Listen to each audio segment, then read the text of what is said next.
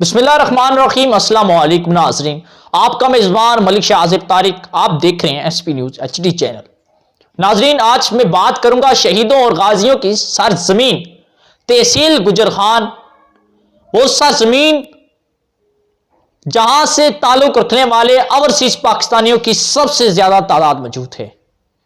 वो तहसील गुजरखान जो कि पंजाब की सबसे बड़ी तहसील है, और इसके साथ साथ तहसील गुजरखान को एक ये भी एजाज हासिल है कि तहसील गुजरखान से ताल्लुक रखने वाले पाकिस्तान पीपल्स पार्टी के सीनियर रहनुमा राजा परवेज अशरफ साहब वज़ीर-ए-आज़म पाकिस्तान के ओहदे तक फाइज रहे।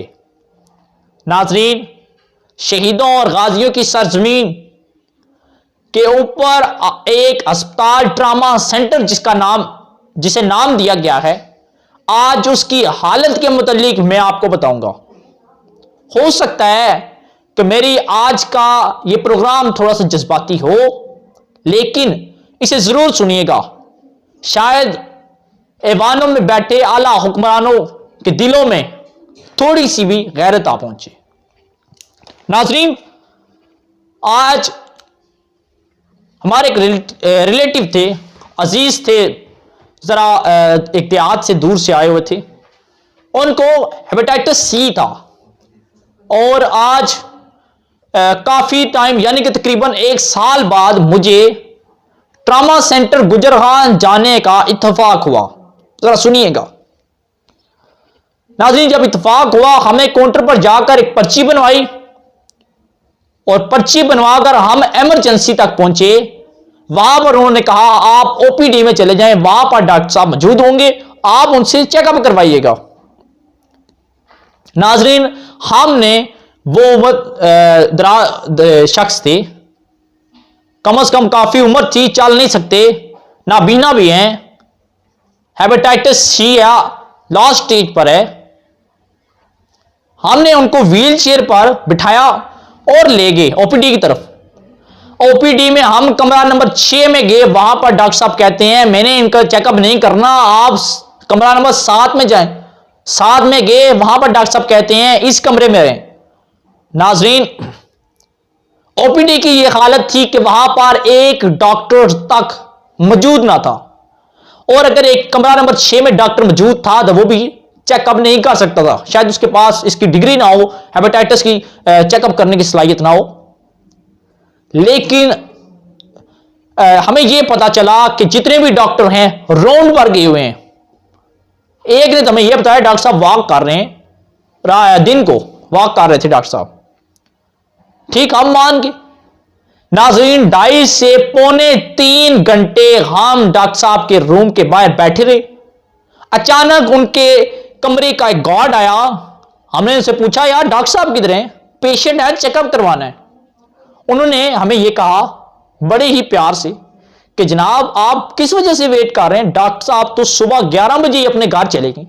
जरा सुनिएगा, डॉक्टर साहब 11 बजे घर चले गए हैं। वो डॉक्टर साहब जो कि हेपेटाइटिस सी के पेशेंट को चेकअप करते थे, ओपीडी मेडिकल स्पेशलिस्ट डॉक्टर, वो जनाब 11 बजे घर चले गए। आखिर क्या मजबूरी थी डॉक्टर साहब को? मेडिकल ओपीडी डॉक्टर साहब घर पर चले गए। ठीक है, ओपीडी के को मेरे ख्याल में 20 के लगभग शायद कमरे होंगे। कोई ऐसा डॉक्टर वहां पर मौजूद हो कि जो वहां पर काम कर रहा हो, मुझे साबित करके दे दे वो अस्पताल की इंतजामिया, तो मैं अपना तरदीदी बयान चलाऊंगा। नाजरीन, वहां पर कोई एक ऐसा डॉक्टर मौजूद नहीं था जो उनका चेकअप करे। हमने वहां पर बैठकर एमएस साहब हमारे बड़े अच्छे, मेरे साथ उनके साथ ताल्लुकात हैं, बड़े अच्छे, मैं उनको जानता भी हूं, डॉक्टर सरमत कैनी साहब। मैंने उन्हें कॉल की, डॉक्टर सरमत कैनी साहब ने कॉल उठाना मुनासिब नहीं समझी। नाजरीन, मैंने मुकामी एमपीए चौधरी जावेद कोसर साहब को कॉल की, उनका नंबर बंद जा रहा था। नाजरीन, उसके बाद हुआ कुछ यूं कि मैंने एक बार फिर कॉल की, एक बार फिर उनका नंबर बंद जा रहा था। व्हाट्सएप पर मैं गया, देखा ऑनलाइन है, मैंने वहां पर कॉल की, वहां पर उन्होंने कॉल पिक नहीं की। मैंने असिस्टेंट कमिश्नर मैडम हीरा रिजवान साहिबा को मैंने कॉल की, मैडम जो है वो पब्लिक बेस पर काम कर रही हैं, लेकिन पब्लिक का फोन उठाना वो गौरा नहीं समझती। ये है पहले हमारे इंतजामिया की हालत कि अस्पताल में डॉक्टर नहीं, अस्पताल का एमएस फोन उठाने के काबिल नहीं है। असिस्टेंट कमिश्नर जो इंतजामात को देखती हैं वो भी फोन नहीं उठाती। आखिर कौन सी ये तनख्वाहें ले रहे हैं?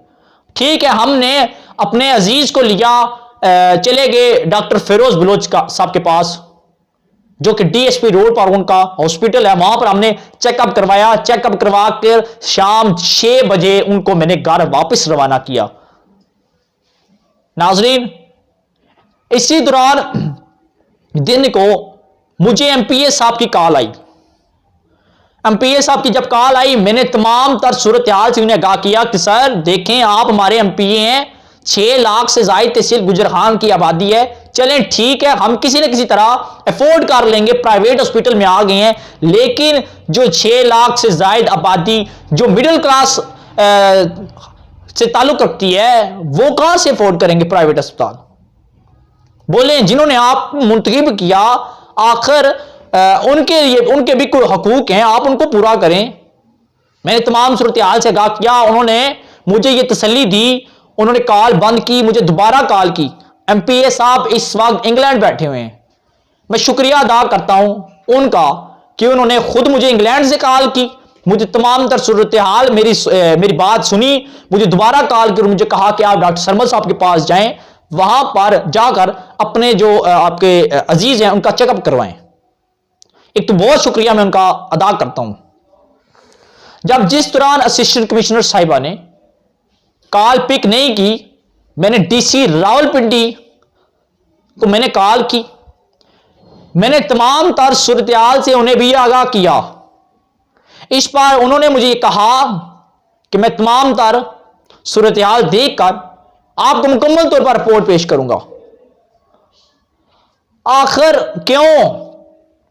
आज यह साबित हो चुका है कि यहां के मुकामी एमपीए तो काम कर रहे हैं, अदारों के अंदर बैठे हुए जो अफराद हैं, जो अफसरान हैं, वो करप्ट नायल हैं, अपने काम से गद्दारी कर रहे हैं। जो डॉक्टर सुबह 9 बजे हॉस्पिटल पहुंचता है, अपनी बायोमेट्रिक करता है और 11 बजे घर चला जाता है, इस वजह से क्योंकि इन्होंने अपने अपने क्लिनिक खोले हुए हैं और उनको भी टाइम देना होता है। गवर्नमेंट तो ये गवर्नमेंट के एम्प्लॉयज हैं, आवाम की खिदमत कर रहे हैं, सिर्फ और सिर्फ इनको तनख्वाह दी जाती है, वहां पर बैठकर ये लाखों रुपए डेली बुनियाद पर ये कमा रहे हैं। एमएस साहब का अपना हॉस्पिटल है, अस्पताल के हर फर्द का अपना एक हॉस्पिटल है, यहां तक कि वहां पर करने वाले एक नर्सिस, उसका भी अपना हॉस्पिटल है, जिसके पास मेरे ख्याल में एक नर्सिस की शायद कोई डिप्लोमा वगैरह होगा। बात करें डॉक्टर सरमद साहब की, एमएस हैं, कुछ हकूक, कुछ उनका भी कोई जिम्मेदारी बनती है कि वो अस्पताल को चेकअप करें। आखिर कहां है कोरोना का मामला है, कहां है पेशेंट, कहां पर जाएं इतने? राजा परवेज अशरफ साहब जो वज़ीर आज़म रहे, अब एमएनए हैं, वो कहां हैं? क्यों नहीं आज तक उन्होंने इंतजामी अमूर के जो काम है उनमें मुदाखलत की? क्या वो सिर्फ वोट लेकर गायब हो चुके हैं? उन्हें सिर्फ एमपीए नजर आते हैं, वो एमपीए के पास आवाम जाए। आखिर उनका भी काम बनता है वो एमपीए साहिबान के साथ मिलकर गुजरखान के बुनियादी मसाइल हल करें। करोड़ों रुपए आप हर बार कहते हैं, पिछली हुकूमतें भी यही कहकर गई और मौजूदा हुकूमतें भी यही कहती हैं कि हमने करोड़ों रुपए अस्पताल पर लगा दिए, ये हमने सहूलियात सर्वाइव की, उन्हें प्रोवाइड की, लेकिन वहां पर डॉक्टर कहां पर हैं जो या इस सूरत हाल को देखकर आवाम की ट्रीटमेंट करें? डॉक्टर ही गायब है। असिस्टेंट कमिश्नर साहिबा हिरा रिजवान साहिबा, मैं आपसे मुखातिब हूं कि आप पब्लिक सर्वेंट है, आपकी ये जिम्मेदारी है आप आवाम के मसाइल हल करें। आप सिर्फ और सिर्फ गरीब लोगों के चालान करती हैं, ठीक है, आप गरीब लोगों के चालान करती हैं। आज तक मैंने नहीं देखा कि आपने जिस ताजर की अरबों या करोड़ों रुपए की दुकान है आपने उसका चालान किया हो, ठीक है। जब मीडिया आपके हक में लिखता है तो वाह वाह, मीडिया तो बहुत अच्छा है। जब मीडिया आपके खिलाफ बोलता है तो आप इससे भी गुस्सा होंगी कि हमारे खिलाफ इन्होंने इसलिए लिखा कि शायद हमने इनके लिए कोई काम नहीं किया। याद रखिएगा, मैं आज इस वजह से नहीं बोल रहा कि मेरे जो अजीज थे उनका हॉस्पिटल में इलाज नहीं हुआ, मैं तो उनको प्राइवेट हॉस्पिटल में ले गया, अच्छी तरह से उनकी ट्रीटमेंट करवाई। लेकिन वो गरीब आवाम कहां पर जाए जो सर्वाइव नहीं कर सकती प्राइवेट हॉस्पिटल को, जो वहां के अखराजात बर्दाश्त नहीं कर सकती। यहां पर यह है, अगर कोई डॉक्टर मिल भी जाए तो लिखता है रेफर रावलपिंडी कर दें, बेनजीर भुट्टो हॉस्पिटल ले जाएं, होली फैमिली ले जाएं। आखिर क्यों इतना बड़ा हॉस्पिटल होने के बावजूद यहां पर डॉक्टर नहीं है, यहां पर कोई कारकर्दगी नहीं है, यहां पर कोई आवाम को देने वाली सहूलियात अंदर मौजूद नहीं है। आखिर कहां पर जाता है इतना फंड जो हॉस्पिटल के ऊपर लगाया जाता है?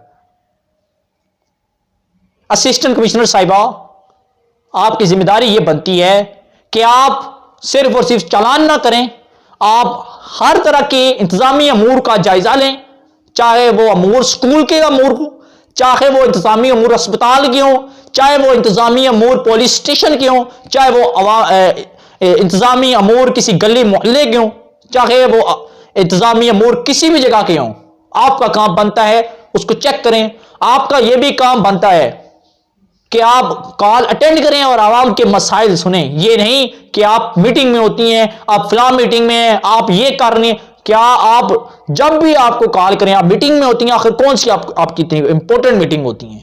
हमें जरा बताएं। हम आपके जो इंपॉर्टेंट मीटिंग होती है हम लिखना चाहते हैं आपके ऊपर, क्या वाकई काम करेंगे, लेकिन कभी नजर आए किधर हैं आप, कौन से एरिया में काम कर रही हैं, कौन सी नगरी में हैं आप सिर्फ चालान करने होते हैं तो बाहर आ जाती हैं।